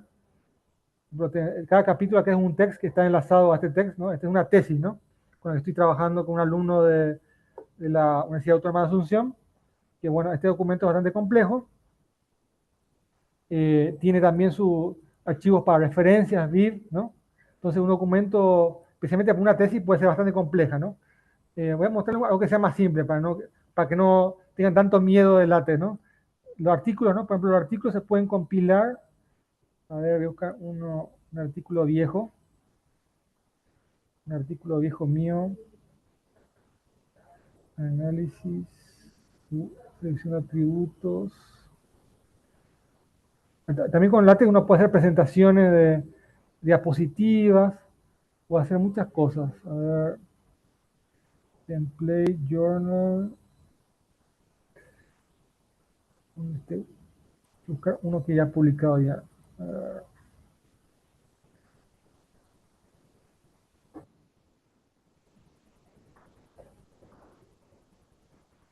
Bueno, aquí hay un borrador donde yo estaba trabajando una idea, ¿no? Entonces aquí se puede ver, digamos, este documento es bastante sencillo, ¿no? Entonces acá estaba formulando un problema que después lo usé para un artículo. Entonces acá está el text, ¿no? Donde está donde yo las, voy colocando el texto y esto se compila y ocurre y aparece este texto de aquí bastante elegante. ¿Por qué, digamos, ustedes se preguntarán, por qué nosotros en ciertas áreas nos complicamos con el látex? ¿No? La ventaja que tiene el látex es que podemos ver un poquito esto acá arriba que se llama cabecera. En la cabecera yo elijo acá el formato y automáticamente me cambia todo el formato. Yo puedo elegir el formato, si puedo hacer artículo, si va a ser formato APA, lo que ustedes quieran, y te lo cambia todo. Uno tiene que preocuparse, digamos, con el título, etcétera, etcétera, a diferencia de, de Word, ¿no? Entonces uno le entrega todo el control del formato a LaTeX y uno solamente se preocupa de ir subiendo el texto, ¿no? Nada más que, bueno, como, digamos, uno tiene que eh, escribir usando un formato especial, digamos, la curva de aprendizaje para usar esta herramienta es más costosa que Word, ¿no? Pero una vez que te acostumbras, es tu preferencia, ¿no? O sea, es mucho más fácil usar Word, pero para mi gusto uno ahorra mucho tiempo en cuanto a formato, ¿no? Que para ciertos alumnos, por ejemplo, es un drama, por ejemplo, ciertos formatos, colocar cada referencia exactamente como tiene que ser, suele ser un dolor de cabeza, ¿no? Y suele ser muy tedioso, ¿no? Entonces yo prefiero pelearme con este código, especialmente la gente de informática que está acostumbrada al código, al trabajar con código, puede que se sienta más cómoda con esto, ¿no? Y también otra cuestión, para los que trabajamos mucho con fórmulas matemáticas, las fórmulas por lo general son mucho más lindas en LaTeX que en Word. Justamente el inventor de LaTeX eh, se enfocó justamente en eso, ¿no? De que las fórmulas que los editores comunes de texto no eran tan atractivos, ¿no? Entonces mira, se centró en un formato que lo haga mucho más atractivo a la vista. Vamos a tratar de agrandar un poco para que se encuentra más o menos. Entonces, generalmente el formato, las fórmulas quedan más lindas, digamos, que en Word, ¿no? Preferentemente. Eh, entonces, bueno, eso no es obligatorio, o sea, eso depende, el tema de usar látex o no, depende del área. Hay áreas donde si no usas látex no puedes publicar, ¿no? Porque los templates de las revistas o los templates de los journals están en látex, ¿no? Otros, bueno, otros journals pueden que sean un poco más inclusivos y tienen su template en Word y también ofrecen su template en látex, ¿no? Pero lo común, al menos en mi área, es que casi siempre sea todo en, en látex. Y bueno, esto es, hasta aquí llegué y estoy atento a cualquier pregunta, comentario que quieran hacer. Entonces comenzamos el espacio de comentarios. Perfecto, muchísimas gracias, profe.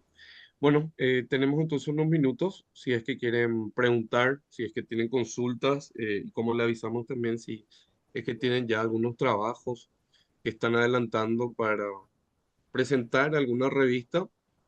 Estos 2 días tienen que servirnos para eso, así que eh, si tienen alguna pregunta para el profesor. Yo quería empezar, Sebastián, preguntándote qué es lo más difícil de publicar desde el Paraguay. ¿Sí o sí tenemos que publicar en una revista extranjera o hay en algunos casos, algunas áreas de las ciencias, sí, no hay problema, no tienen problema en publicarse en revistas paraguayas? Y yo lo que veo es que a la gente, digamos, la gente de letras y de humanidades en Paraguay parece que está menos acostumbrada a publicar en revistas en inglés, por ejemplo. No lo veo tan habitual. Veo los currículos en esa área y casi todo veo en español, por ejemplo, ¿no? La gente de medicina publica mucho, lo que publica mucho, por ejemplo, tanto en español, como, o sea, tanto en Paraguay como en Estados, o sea, como en inglés, ¿no?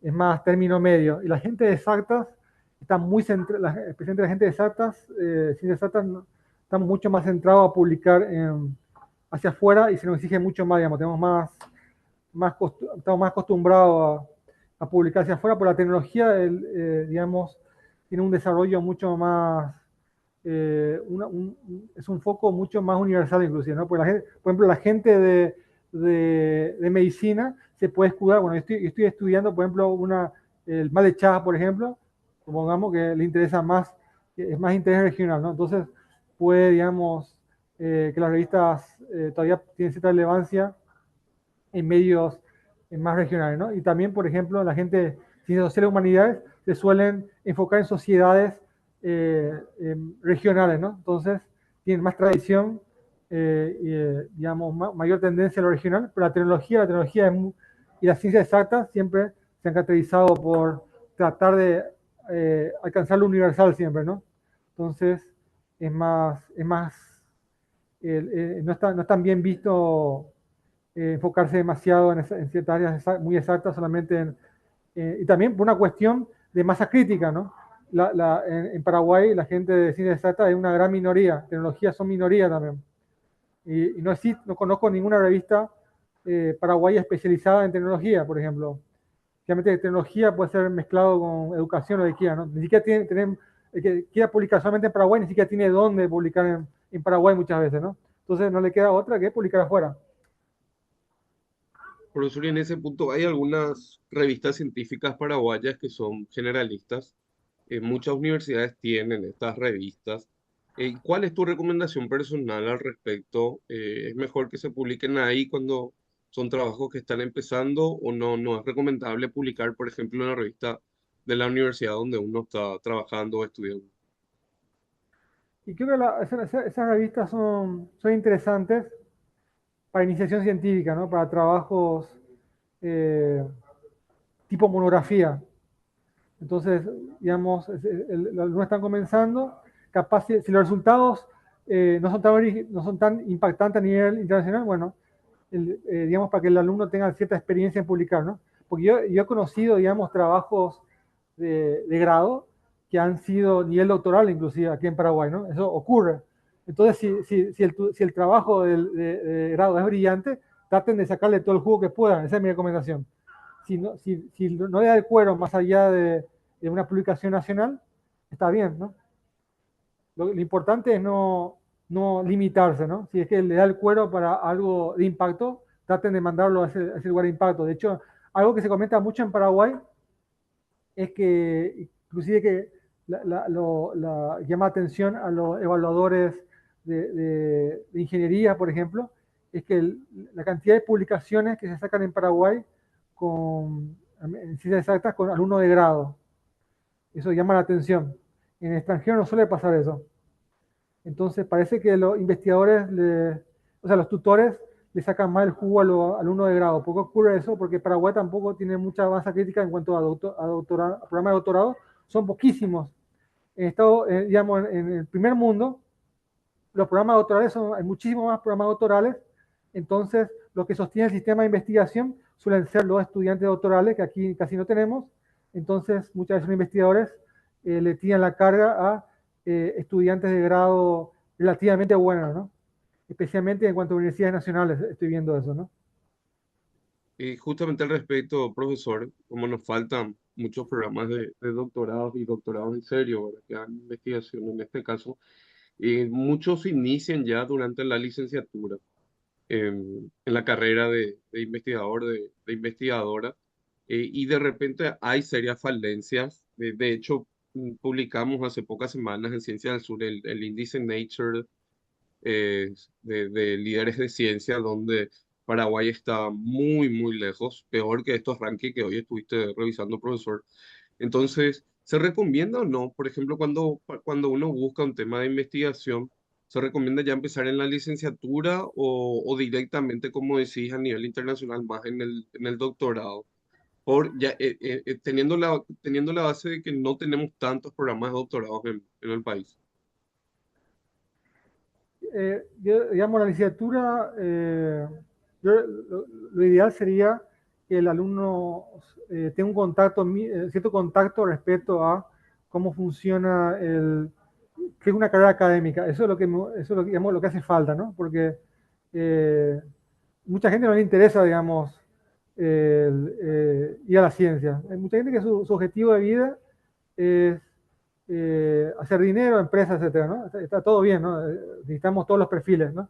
La falencia es que falta, digamos, esos guías que más o menos orienten a aquellos, digamos, que, bueno, si vos te interesa la carrera científica, bueno, puedo hacer un trabajo de grado orientado a una publicación o algún programa de iniciación científica, ¿no?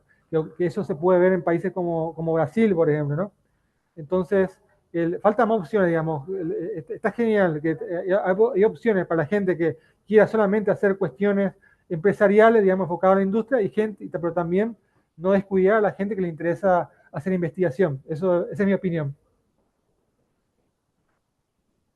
Bueno, profe, tenemos todavía un poco de tiempo. Yo quiero hacer una sola pregunta más.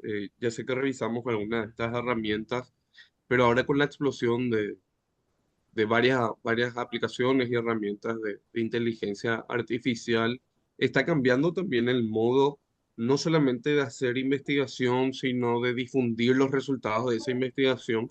¿Cambió algo en el último año, por ejemplo, ya que mencionaste que la tecnología es lo que más rápido evoluciona y necesita otro tipo de revisión? Y no tengo, digamos, evidencia, pero tampoco tengo duda de que el volumen, digamos, de publicaciones va a aumentar, digamos, con estas herramientas que por lo menos ciertas partes del texto te ayuda, digamos, a verificar. Obviamente, o sea, un artículo tiene que tener su relevancia, ¿no? Pero estas herramientas cada vez te ayudan, digamos, a mejorar la redacción, especialmente los que tenemos problemas con el inglés, ¿no? Entonces nos sirven, digamos, como forma de revisar el inglés o facilitar la búsqueda bibliográfica. Entonces, si se usa, digamos, con moderación, es perfecto, ¿no? Está excelente todo lo que facilite, digamos, quitarnos las tareas tediosas y enfocarnos en lo que es efectivamente la parte relevante del trabajo, ¿no? Que es la parte relevante, el aporte real del trabajo no puede ser automatizado por ninguna herramienta. Y en ese sentido, ¿cómo es el aspecto moral y ético de los investigadores y investigadoras? ¿Tienen que declarar cuando usan estas herramientas o no hace falta? Y lo que falta es encontrar un punto, digamos, o sea, el umbral es lo que está costando, ¿no? Porque hace tiempo estamos usando herramientas, ¿no? Revisores de lo que mostraba, traductores, revisores de gramaticales, ¿no? Entonces, un generador de texto jamás te va, digamos, a dar el aporte. Lo que te puede hacer es, algo que, digamos, que también he escuchado que suele ser bastante útil, es, por ejemplo, usar estas herramientas para crear una estructura de texto que después, que te recomiende la mejor estructura, para después uno vaya rellenando, por ejemplo, ¿no? Entonces, si es que realmente si tu trabajo puede ser reemplazado por una máquina, tu trabajo es pésimo, ¿no? Vamos a comenzar, ¿no? Entonces, yo siempre las recomendaciones que doy es respecto a aportes científicos de verdad, ¿no? Porque, de hecho, esto de que, digamos, que la inteligencia artificial, digamos, aporta, esto no es nuevo, digamos, ¿no? Vamos para comentar, eh, hay dos trabajos interesantes que les puedo comentar. En el año 90 se usó una inteligencia artificial para optimizar una antena y que fue patentada después, ¿no? Entonces,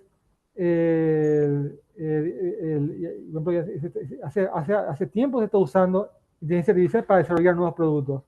Otro ejemplo también, yo estoy en el campo de la matemática, un científico israelí usó una inteligencia artificial para tratar de verificar, buscar contraejemplos digamos, de conjeturas matemáticas, ¿no? Nada más que, bueno, a diferencia de los usuarios tradicionales, estos autores que yo comento, ellos han diseñado la inteligencia artificial que después ha solucionado el problema, ¿no? Esa ha sido la forma usual el último año. Ahora lo que hay es gente que usa la inteligencia artificial como una caja negra, ¿no? que son dos casos completamente distintos, ¿no? Entonces lo que cuesta es encontrar el umbral, ¿no? Pero de por sí, digamos, como herramienta de asistencia, simplemente asistencia, es, es, es genial, recomendable. Sí que tu artículo, digamos, puede ser escrito por una inteligencia artificial, digamos, ni siquiera me parece ético que se publique, ¿no? Entonces, ese para mí es el criterio, digamos, que un trabajo de calidad tiene que tener un aporte, el verdadero aporte humano, ya sea por la idea o diseñando la inteligencia artificial que te va a hacer el trabajo, ¿no? Perfecto, profe. Bueno, muchísimas gracias, profesor Sebastián Grillo. Vamos a cerrar entonces ya la primera jornada del taller de invierno de artículos científicos y les vamos a esperar en la segunda jornada mañana con el profesor Sergio Morales Inga de la Universidad Nacional Mayor de San Marcos. Así que muchísimas gracias a todos y bueno, le esperamos el segundo día. Chau, chau. Chau, Bueno, profe. gracias por su atención. Chao, chao. Gracias, gracias.